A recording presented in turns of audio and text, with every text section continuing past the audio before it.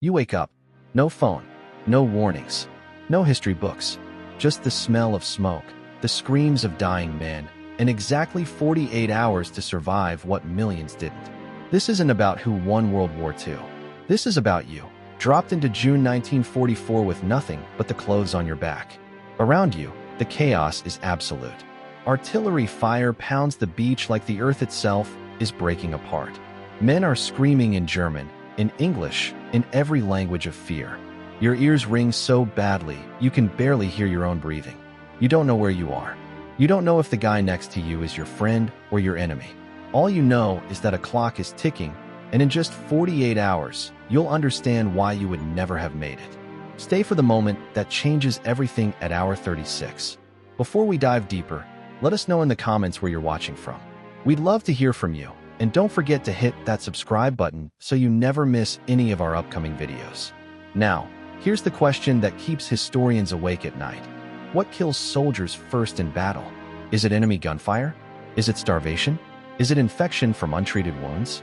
The answer is something darker, something that happens inside your own mind. By the end of this video, you'll know why 15 to 20% of soldiers became what the military called psychiatric casualties within the first 48 hours of combat. You'll understand why trained men, brave men, men who had been preparing for this moment their entire military careers, simply broke. Their bodies stopped working, their minds shut down, and there was nothing, absolutely nothing, anyone could do to stop it. Let me introduce you to a young man named Thomas. Thomas was 22 years old, from Columbus, Ohio. He'd been drafted in 1943 and spent 6 months at Camp Lejeune training with the 2nd Battalion, 5th Regiment of the 1st Marine Division. Thomas was the kind of soldier every commander wanted, disciplined, strong, determined. He wrote letters home to his mother, Margaret, telling her not to worry. He'd been trained. He knew what to do. His sergeant had drilled him 1,000 times. Stay calm. Follow orders. Stick with your unit. Simple. Thomas believed it. He believed that training meant something. That preparation could shield him from the unknown. His best friend in his platoon was a guy named Robert from Memphis, Tennessee. The two of them had bunked together, trained together, and talked about what they'd do after the war. Robert wanted to become an engineer. Thomas wanted to own a hardware store. They were young. They were hopeful. They were about to walk into hell. The problem nobody talks about is that Thomas had no idea what his own body would do when shells started falling. The military taught him how to shoot. They taught him how to move under fire. They taught him how to follow orders. What they absolutely could not teach him was how to stop his hands from shaking so badly he couldn't hold his rifle. They couldn't teach him how to keep his bladder under control when explosions were going off 30 feet away. They couldn't teach him how to process the sound, a sound so loud, so constant, so physically overwhelming that it literally damaged his hearing within the first hour. Thomas had been trained for combat, but no training in the world prepares you for what combat actually feels like. June 6, 1944, 6:30 a.m. Thomas is crammed into a landing craft, a metal box packed with 40 other men, most of whom are vomiting from seasickness. The smell is overwhelming. Diesel fuel, sweat, vomit, fear, and underneath it all, the wet smell of the ocean. The engines roar so loud that Thomas can't think. A guy next to him, Thomas doesn't even know his name, is praying. Another guy is quietly crying. Nobody's saying much. They've been told to save their energy. The landing craft rocks back and forth in waves that feel like they could capsize at any second. Thomas remembers looking at Robert's face in the darkness. Robert looked terrified. Thomas wanted to tell him it would be okay, but he couldn't get the words out. Then they hear it. Artillery. Not far away. Closer than it should be. The boat lurches and picks up speed. Someone yells, "We're going in." Thomas can see the beach now, barely visible through the smoke and chaos. And then he sees something that will stay with him for the rest of his life. Bodies. Floating bodies. Bodies in the sand. Bodies hanging on barbed wire. The beach is packed with soldiers, and most of them are dead or dying. The ramp drops. Thomas's sergeant is screaming something, but Thomas can't hear him. The noise is beyond comprehension. Thomas runs. He doesn't remember running. He just runs. Around him, men are falling. Some are shot. Some are blown apart. The sand is red. The water is red. Thomas is running and running and running until he hits the seawall, where maybe 100 other men are huddled, trying to get out of the machine gun fire that's cutting down anyone who moves. By noon on June 6th, Thomas has been awake for 36 hours. He landed at 6:30 a.m., but the night before he couldn't sleep. Nobody could sleep. They'd been loading on his ships all day and all night. Thomas's last real meal was Army K rations the morning before. His last drink of water was about 3 hours ago. His feet are soaked. His ears are ringing so badly, he can only hear things that are extremely loud. He's dug a small foxhole with Robert and 2 other guys named Marcus from Georgia and William from Chicago. They're not talking much. Talking takes energy, and right now, energy is everything. The German artillery keeps coming. Every time a shell lands nearby, the concussion wave throws them around like they're dolls. Marcus threw up twice. William hasn't moved from a fetal position in the last 4 hours. This is when something critical happens to the human body. Thomas has been running on pure adrenaline, on his fight-or-flight response, for hours. That response is designed to last maybe 30 minutes, maybe an hour in extreme circumstances. But Thomas has been pushing his body for 36 hours straight with no sleep, almost no food, and constant bombardment. His body is starting to turn against him. His muscles ache. His vision is getting blurry. He has to pee, but he's terrified to move even to the edge of the foxhole. His reflexes are slowing down.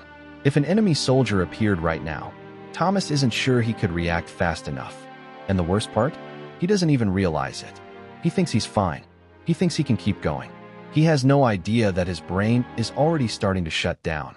The history books don't tell you this, but soldiers killed more men in the first 12 hours of combat due to poor decisions made by exhausted troops than they did from direct enemy action. A guy from Robert's squad, a replacement soldier named David from Detroit, made a mistake around hour 9. He didn't see an enemy position because his eyes were so tired they wouldn't focus. 3 men died because of that mistake. David still had 39 hours left to survive. Night falls on June 6th. It's only been 1 day, but for Thomas, it feels like a week. The sounds of combat have quieted slightly, but that almost makes it worse. In the silence, Thomas can think. And when he thinks, he realizes something that nothing in his training prepared him for. He might actually die tomorrow. Not in some romantic, heroic way. Not charging a machine gun nest. He might just die in this hole in the ground, tired and hungry and scared. The military had never really asked him to contemplate that possibility. They'd talked about sacrifice. They'd talked about duty. But they'd never asked him directly, what if you don't make it home? What if you die? And now, in the darkness, with Robert snoring lightly next to him and the occasional sound of German voices somewhere in the distance, that question was all Thomas could think about. By hour 18, Thomas realizes he hasn't slept. He's tried. He's closed his eyes. But his mind won't turn off. Every sound could be an enemy. Every shadow could be a threat. His body is so exhausted that it should shut down, should just force him to sleep. But his nervous system is so overstimulated that it refuses to cooperate. This is the beginning of what military psychiatrists in World War II called acute stress reaction. It's not a disease. It's not a weakness. It's a normal response from a normal human body that's been pushed beyond its normal limits. Thomas's hands are shaking. He hasn't eaten in 24 hours. His stomach has been digesting itself. He's lost 2 pounds, and his body is running on pure nervous energy and fear. Around hour 22, something happens that changes everything.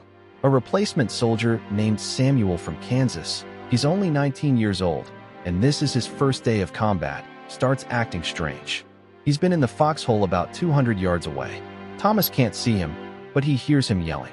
Samuel is screaming that the enemy is right there, that they're being surrounded, that they need to retreat. But there's nobody there. Samuel's mind has simply stopped being able to tell the difference between what's real and what's his imagination. This is the beginning of combat fatigue, and Samuel has only been in combat for 16 hours. By hour 24, Thomas enters a state that military records call disassociation or depersonalization. He's awake, technically, but it feels like he's watching himself from outside his body. He's looking down at his hands, and they don't seem like his hands anymore. He's looking at Robert sleeping next to him, and Robert looks like a stranger. This is a documented response in thousands of D-Day soldiers. The mind creates a protective shield. It says, this is too much. I'm going to disconnect from this reality so I don't have to feel it. Thomas doesn't realize what's happening to him. He just knows that nothing feels real anymore. It's like he's watching a movie of someone else's life. He's aware that this is happening, but he can't stop it. Hour 28 brings something worse. Thomas hasn't eaten in almost 36 hours. His body is running on nothing. He starts to hallucinate, not in a movie-style way where he sees giant creatures or anything obvious, just small things. A shadow that looks like Marcus is actually a German soldier. A sound that might be a footstep becomes a whole patrol. His brain is manufacturing threats because it's so exhausted and overstimulated that it can't process reality accurately anymore.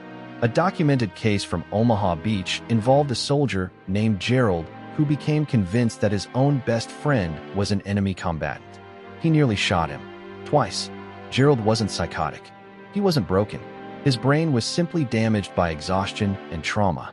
By hour 30, Thomas's physical body is starting to show what the military called trench foot, symptoms beginning to set in, even though his feet haven't been in trenches. They're soaked, infected with bacteria from the ocean water, and incredibly painful. But the pain is secondary to something much worse. He's become emotionally numb. He's not scared anymore. He's not hopeful. He's not sad. He's nothing. He's a hollow shell moving through the motions. Robert tries to talk to him, but Thomas can barely answer. The military psychiatrists of the time documented this exact state. They called it emotional anhedonia, the complete inability to feel anything, good or bad. It's what happens to the human mind after too much trauma with no recovery. Hour 32 comes, and something critical happens. Thomas realizes he's made a terrible mistake. He froze during a firefight. When enemy bullets came in, instead of returning fire, he just froze. Didn't move, didn't shoot, just froze. Another soldier, William from Chicago, covered for him, but William got shot in the shoulder doing it. Thomas didn't cause the shot, but he knows that his inaction, his frozen moment, could have gotten William killed. This realization hits Thomas like a physical blow. His hands start shaking so badly that he has to sit down. And he realizes something even worse. He can't trust himself anymore. If it happens again, if another firefight comes, will he freeze again? Will he get someone else killed? By hour 36, something shifts fundamentally. Thomas hasn't slept in 60 hours. He's eaten nothing in nearly 40 hours. He's been under constant threat of death. His body is damaged. His mind is damaged. And now, his spirit is broken. The military kept detailed records of what happened to soldiers at this point, and it's consistent across thousands of cases. Thomas starts crying. Not quietly. He's sobbing. He can't stop. The tears just keep coming, and he can't make them stop. Robert is trying to comfort him, but Thomas doesn't even notice. He's not really present anymore. His eyes are open, but he's not seeing anything. His ears are working, but he's not hearing anything. He's in what the military called acute stress reaction or combat exhaustion. A soldier named Marcus from Ohio, different from the Marcus in Thomas's foxhole, was documented having a severe breakdown at hour 38. He was found trying to dig his way out of his foxhole with his bare hands, screaming that he had to get away, that he couldn't take it anymore, that he was going to die if he stayed another second. He wasn't thinking clearly. He had no strategy. He was just desperate to escape. The military police had to physically restrain him and carry him away. When they asked him later what he was thinking, Marcus said he couldn't remember. He had no memory of the breakdown at all. His mind had simply shut down to protect itself. Thomas is approaching that moment. He's starting to have thoughts that frighten him. Thoughts about just running, just walking away from the foxhole and into the German lines so the constant fear will stop. Not suicide, exactly, just a desperate desire to make the fear stop, no matter the cost. He knows how irrational this is, even as he's thinking it, but the rational part of his brain is barely functioning. The military psychiatrists of World War II discovered that by hour 36 to 40 of continuous combat and sleep deprivation, between 15 and 20% of soldiers reached a state of complete psychological breakdown. These weren't weak men. These were trained soldiers. But they had reached the limit of human endurance. A military psychiatrist named Captain Samuel from the Army Medical Corps documented case after case. He wrote about a soldier named Patrick who, at hour 39 of combat, stood up in the middle of a firefight and simply walked toward the German positions. He didn't run. He didn't charge. He just walked, like he was in a daze. His sergeant had to shoot him in the leg to stop him. Patrick survived, but his mind never really recovered.